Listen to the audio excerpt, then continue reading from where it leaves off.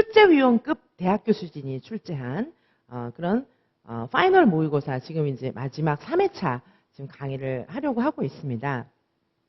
그런데 이미 이제 1회차, 2회차는 선생님들하고 개인 지도를 통해서 만나보고 있는데 정말 많은 선생님들이 와 이번에 이 파이널고사 출제위원급 대학교 수준이 출제한 이 파이널 모의고사를 안 보고 시험장에 들어갔으면 큰일 날 뻔했다. 어떻게 할 뻔했나 그런 얘기들을 많이 하십니다. 이유는 뭐냐 하면은 요번에 파이널 모의고사 같은 경우에는 이전에 이지선 유활명에서 한 5천 문제 이상을 풀었지만은 뭐 만 문제라고 이제 뭐 선생님들께서 헤아려 보시고 만 문제라고들 많이 말씀하시는데 그 정도 문제를 풀었지만 이번에는 그 많은 문제와는 또 다르게 출제 스타일을 완전히 바꿨습니다. 어떻게 했냐면은 정말 예견하는 거. 자, 우리가 2025 유아인명을 완전 예견하는 형태로 문제를 바꿨어요. 물론 저희가 계속해서 적중해 왔고 문제 스타일도 적중해 왔지만 또 우리가 지금까지 선생님들께서 정말 어려웠던 게 뭡니까? 학자나 뭐 이론을 안 주고 명칭을 안 주고 발문을 써라. 이런 거 있잖아요. 상황만 주고 어떤 학자의 이론에 근거해서 써라 이런 게 아니고 학자를 안 주고 그냥 뭐 이 지문이 왜 이런 걸 지금 이 교사는 왜 이런 말을 하는 거냐 그리고 이거에 합당한 발문을 써봐라 뭐 이런 문제 있잖아요. 그런 문제를 선생님들이 정말 못 푸시는 거예요. 평소에 90점, 100점 이렇게 맞던 선생님들도 이 대학교 수준이 출제한 파이널 모의고사 자, 이 경우에는 그 요번에 시험 보는 그 문제에 대해서 완전 싱크로율을 높여가지고 자, 선생님들께서 요번에 이제 9일에 보는 시험 문제를 정말 예견했습니다. 자, 그래서 선생님들께서 이 문제를 지금 풀어보시고 시험장에 꼭 들어가셔야겠다. 꼭 풀어보셔야겠다. 그런 생각이 일단 참 많이 들었습니다. 그리고 이미 저한테 개인 지도 받으신 선생님들은 걱정하지 마세요. 점수가 팍 떨어지는 경우가 많은데 다른 분들도 마찬가지입니다. 하지만 이지선 유아인명에서 저희가 1월부터 모의고사를 봐왔고 뭐 그다음에 코어 2반이라든지 4대 난관이라든지 정말 계속해서 어려운 문제들을 정말 많이 우리가 연습해 왔지만 처음에만 어려웠지 지금은 술술술술 풀리지 않습니까? 이 유형도 마찬가지예요. 자, 이 유형은 지문을 근거로 해서 지문에서 충실하게 답을 찾아내서 쓰는 겁니다. 자, 그래서 정말 이런 유형의 문제가 요즘 시험에 정말 많이 나오잖아요. 크게 두 가지 특징이 있습니다. 하나는 지문을 근거로 해서 지문에서 답을 충실하게 찾아 쓰는 건데 이런 유형은 한 번도 경험해 본 적이 없다는 거예요. 그런데 시험장에 가면 진짜 많이 나오죠. 자, 지금 제 수강생 중에는 노량진에서 오신 분들도 굉장히 많습니다. 근데 이제 그 선생님들이 뭐냐 하면 이지선 유활명에 와서 보고 와 이런 문제는 처음 봤다 이렇게 말씀을 하시는데 자, 이번에 출제위원급 대학교 수준이 출제한 파이널 모의고사를 보면서 너무 놀라시는 거예요. 또 왜냐하면은 우리 지금 유아인명 수험가 노량진을 중심으로 한 유아인명 수험가에 있는 대부분의 문제들은 찾아 쓰는 문제래요. 그런데 어떻게 찾아 쓰냐 하면은 지문에 있는 걸 그대로 베끼는 거 그건 찾아 쓰는 게 아니죠. 지문에 있는 거를 그대로 베끼는 거는 그거는 풀어볼 필요가 있나요? 답이 다 있는데 그런 게 아니고요. 지금은 요즘의 추세 한번 2024, 2023 보세요. 어떻게 문제들이 나왔냐 하면 지문에 있는 거에 근거해서 찾아서 쓰는데 그대로 쓰는 게 아니에요. 안 가르쳐줘요. 그냥 교사들의 대화나 유아들의 놀이나 이런 식으로 간접적으로 힌트를 주고 누구의 이론에 근거해서 써라 이런 말이 없는 거예요. 그냥 교실 상황만 주고 밑줄 그어놓고 아이들이 답하는 거, 교사가 답하는 거, 아이들이 놀이하는 거 이런 거 밑줄만 그어놓고 이 지금 아이들의 놀이 상황에 적합한 발문을 쓰시오. 이런 게 나오는 거예요. 그러니까 지문에 철저하게 근거해야 됩니다. 그리고 이론은 안 가르쳐주고 선생님들의 머릿속에 있는 그 이론을 종합적으로 적용해서 발문을 써야 되는 거예요. 왜냐하면 그게 유치원 교실에서 진짜 그런 일이 비일비재하기 때문입니다. 왜냐하면 뭐 아이들 놀이하는데 꼭 이 뭐 삐아제 이론을 적용해야 되고 막 그런 거 아니잖아요. 아이들의 놀이를 보면서 정말 내 머릿속에 있는 모든 이론을 총동원해서 논리적으로 아이들을 가르쳐야 되잖아요. 자, 그래서 더구나 놀이 중심이기 때문에 이제는 우리가 수업 계획도 안 한단 말이에요. 아이들의 놀이를 관찰하고 거기서 발현된 아이들의 놀이 속에서 이론적인 근거를 찾아내서 그거에 맞는 답을 하는 문제, 그런 문제가 계속 우르르 쏟아져 나오고 있지 않습니까? 자, 요번 대학교 수진, 정말 대학교 수진들은 출제위원급들이잖아요. 자, 저는 한국교육과정평가원 출제인력풀 출신이고요. 자, 그래서 이 문제를 파이널 모의고사, 자, 이 문제는 정말 많은 선생님들이 풀어봐야 되겠다. 그런 마음이 정말 간절했습니다. 왜냐하면 싱크로율이 너무 높고 선생님들께서 와, 이런 경험은 처음이다, 역대급이다, 그런 말씀을 진짜 많이 하세요. 자, 아직까지 시험이 남았습니다. 그렇기 때문에 이런 문제로 연습을 하고 들어가시는 것이 정말 나중에 시험장에 들어가셨을 때 와, 함성을 지를 수 있는 그런 결정적인 계기가 될 것입니다. 자, 그래서 지금 요번 출제위원급 대학교 수준 출제한 파이널 모의고사의 문제 유형의 굉장히 중요한 특징을 말씀드릴게요. 첫 번째는 누구누구 이론에 근거해서 논하시오. 이런 게 별로 없어요. 누구누구 이론에 근거해서 발문을 쓰세요. 이런 거 별로 없습니다. 이론은 안 줘요. 이론은 안 주고 아이들의 발문이나 상황을 주고 아이들의 대화나 아니면 놀이 상황 이런 걸 주고 이거에 적합한 발문을 쓰셔. 이런 식으로 진짜 요즘에 우리가 가장 어려워하는 문제 중심으로 문제를 많이 내놨어요. 연습하면 쉬워지거든요. 연습하면 쉬워집니다. 지금 풀었던 문제만 계속 돌리는 게 무슨 의미가 있습니까? 풀었던 문제는 이미 다 알고 있어요. 그것만 계속 돌리면 뭐합니까? 문제는 거기서 안 나오고 딴 데서 나오는데. 자, 그래서 진짜 나오는 유형의 문제를 풀어보시는 것이 정말 중요하다. 그 말씀을 드립니다. 자, 그래서 요번 문제 유형, 첫 번째 말씀드렸죠. 이론을 안 주고 그냥 놀이 상황이나 이런 거를 주고 이 상황에 적합한 지도 방안, 이 상황에 적합한 발문, 이런 문제가 많습니다. 물론 그 이유를 설명할 시험은 우리가 그동안 많이 해봤고요. 요번에도 많이 있고요. 자, 첫 번째는 이론을 안 주고 상황만 주고 이것에 대한 발문이나 지도 방안을 묻는 문제가 굉장히 많다. 첫 번째. 두 번째는 철저하게 지문에 근거해서 답을 쓰는 거. 자, 지문에 근거해서 답 쓰는 연습이 꼭 필요합니다. 지문에 철저하게 근거해서. 자, 그러면 내 머릿속에 이론을 가지고 나 혼자 자유방임하겠으면 핀트가 어긋나는 겁니다. 같은 말을 써도 핀트가 어긋나는 거예요. 자, 그래서 답의 범주가 그렇게 하면 좀 더 줄어들겠죠.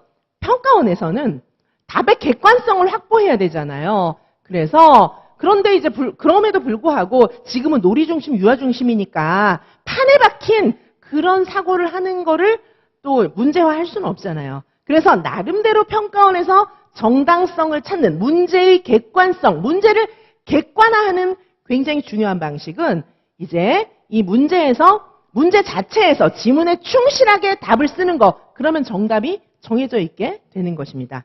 자, 그래서 이번 출제위원급 대학교 수준이 출제한 파이널 모의고사에서는 이번 11월 9일에 시험 보는 그 시험에 철저하게 포커스를 맞추고 이론을 안 주고 발문 쓰게, 그런 거 많이 냈고요. 그 다음에 두 번째는 철저하게 지문에 근거해서 사고하는 답을 낼 수 있게끔 그런 문제로 꽉 채웠어요. 자, 선생님들, 이 문제는 정말 출제 싱크로율 100%인 정말 그 동일한 유형의 문제들이 가득 차 있을 것입니다. 자, 더구나 지금 이제 오늘 논술 해설을 하려고 하는데요. 자, 논술 해설에서 제가 선생님들께 논술 해설을 하면서 요번에는 참고 문헌이나 이런 걸 좀 드렸어요. 자, 요번에는 각 문항에 대한 참고 이론을 드렸습니다. 자, 대학교 수진들은 보통 글을 쓰거나 문제를 낼 때 이와 같은 정도의 문헌 분석은 다 하고 근거를 가지고 문제를 내고 글을 씁니다. 아니, 평가원에 문제 들어갈 때 저런 거 안 갖고 들어가는데요. 머릿속에 이미 다 있어요. 매일 교수들은 자고 일어나면 공부하고 그리고 교수들끼리 같이 디스커션하고 그런 게 일이잖아요.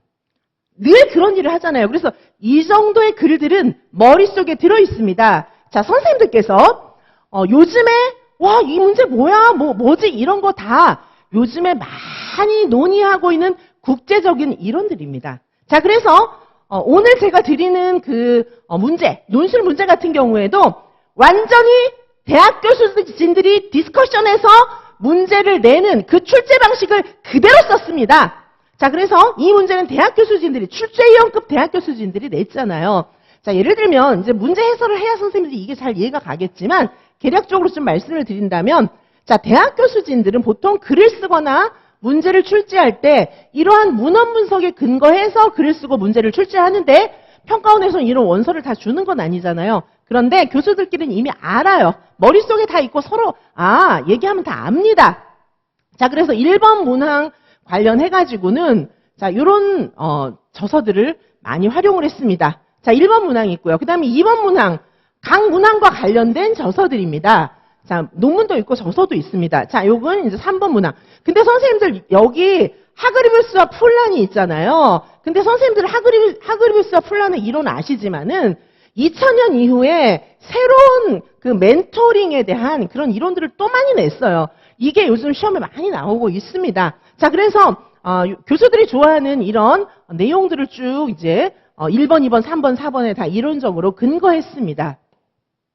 자, 임용시험에서는 자, 지금 이제 선생님들한테 어쨌든 구체적인 서지 정보 이런 거를 드렸지만은 이런 내용하고 교육 현장의 매치성 이런 게 굉장히 중요한데 모든 교수진들은 이러한 문헌들을 출제하는 자리에 가져가 들어가지 않는다 할지라도 이미 깊이 내재화돼서 머릿속에 다 있어요. 자, 이런 걸 가지고 출제를 하는 거지 학원가에 있는 그런 거의 뭐 저급한 문제들, 왜냐하면 학원가에서 낸 문제들이 제대로 공부한 그런 문제가 아니잖아요. 학원가에 있는 문제들에 별로 관심이 없어요. 왜냐하면은 지금 보시는 것처럼 이런 정통 문제, 정통 논문이란 그 문헌들, 그리고 이제 공유하고 있는 학자들끼리 이미 유행하고 있는 이론들이 있어요. 그거에 관심을 가지고 문제를 내는 거기 때문에 매년 새로운 문제가 나올 수밖에 없는 것이지 수험가에 관심을 갖는다? 그거는 교수들을 너무 평가절하, 교수들을 너무 모르는 얘기입니다. 자, 교수진들은 학원가에 관심이 없어요. 그리고 좀 저급한 글, 저급한 문제 이런 거는 굉장히 기분 나빠합니다. 그런 거 주면은 되게 기분 나빠해요. 내가 이런 거 보게 생겼어. 너무 기분 나빠합니다. 그거 신뢰, 결례예요. 교수들을 한 달씩 감금시켜 놓는 거잖아요. 문제 출제할 때. 그렇게 해놓고, 거의 쓰레기 조각 같은, 휴지 조각 같은 그런, 인쇄물들을 교수들한테 준다? 그거는요, 교수들을 진짜 너무 비참하게 만드는 일입니다. 절대 그런 일은 없습니다. 교수들이 자괴감을 느낄 거예요. 내가 여기 갇혀서 이런 내용이나 내가 참고하라는 거야, 지금? 이런 생각을 할 겁니다. 자, 그래서 대학 교수진들은 문헌들을 가지고 가지 않는다 할지라도 정말 이런 제대로 된 품이 있는 그런 글들을 가지고 디스커션하고 이야기해서 문제를 내는 거예요. 자, 근데 뭐 학원가에 그런 자료를 교수들이 빼고 더하고 전혀 관심이 없습니다. 전혀 관심이 없어요. 교수들을 모욕하는 거예요, 그거는. 자, 그래서 자, 이런 이지선 유아임용에서는 실제 교수진들이 문제를 출제할 때 이런 방식을 가지고 문제를 출제하고 있어요. 그들의 머릿속에는 이 내용들이 충분히 있고 교수 2명, 5명, 10명 이렇게 모이면 그런 문제들에 대해서 자유롭게 이야기가 가능해요. 그거 아니면 교수를 하지 말아야죠. 가능합니다. 자, 그래서 그런 이야기들을 충분히 디스커션하면서 출제를 하기 때문에 이지선 유아임용에서도 동일한 방식으로 이런 이론을 가지고 충분하게 디스커션하면서 문제를 출제하고 검토합니다. 이지선 유아임용에서도 이와 동일한 과정을 거쳐서 문제를 출제하고 선생님들이 근데 이제 이런 저희는 최신의 그런 자료들을 많이 보지만은 교수들이 가장 관심이 있는 그런 내용들을 자세히 보지만 그걸 그대로 드리면 선생님들이 이해를 못 하실 거 아니에요. 지금 수험생이니까. 자, 그래서 수험생 선생님들이 잘 이해하실 수 있게 이 내용을 정리해가지고 알아보실 수 있게 해드리고 있습니다. 자, 선생님들 정말 화이팅입니다. 자, 이제 대학 교수진이 출제한 이 파이널 모의고사, 출제위원급 대학 교수진이 출제한 파이널 모의고사, 정말 시험을 앞두고 임박한 이 시점에서 꼭 풀어보시고 들어가시는 거를 제가 진심으로 선생님들께 말씀드려요. 왜냐하면 선생님들 개인지도 하면서 느낀 거예요. 정말 이 문제 안 풀어보고 들어갔으면 큰일 날 뻔했다. 지문에서 찾아 쓰는 건데 직접적으로 우리가 무슨 뭐 훈련하는 그런 뭐 그런 이상한 존재의 그런 건 아니잖아요. 그게 아니고 이거는 진짜 뭐 어떤 거예요? 정말 고급 사고력과 관련된 그 지문을 참조하는 거 있잖아요. 바로 거기 있는 단어 그대로 찾아 쓰고 이런 거는 아닌 거죠. 뭐 그런 문제를 수험가에서 많이 낸다고 하는데 그렇게 찾아 쓰는 게 아니에요. 그게 아니고 그런 문제 나올 것 같으면 임용시험 쉽다 막 다 이러지 왜 어렵다 그러겠습니까? 그게 아니고 지문에 있는 것을 응용해서 찾아 쓰는 거예요. 자, 그거는 선생님들이 굉장히 힘들어 하시더라고요. 그리고 학자를 안 주고 발문을 쓰고 수업 사례를 써보고 지도 방안을 쓰는 거. 그런 것들을 선생님들이 굉장히 힘들어 하신다는 거를 이 파이널 모의고사를 통해서도 알게 되었는데 걱정 없습니다. 이미 선생님들께서 나름대로 공부를 하셨기 때문에 이게 지금 파이널 모의고사가 총 3회인데 3회를 풀면서 충분하게 연습이 되실 것입니다. 그것은 이전에 어려운 문제를 풀어보면서도 저희가 한 3회 정도로 완벽하게 다 몸에 익었기 때문이에요.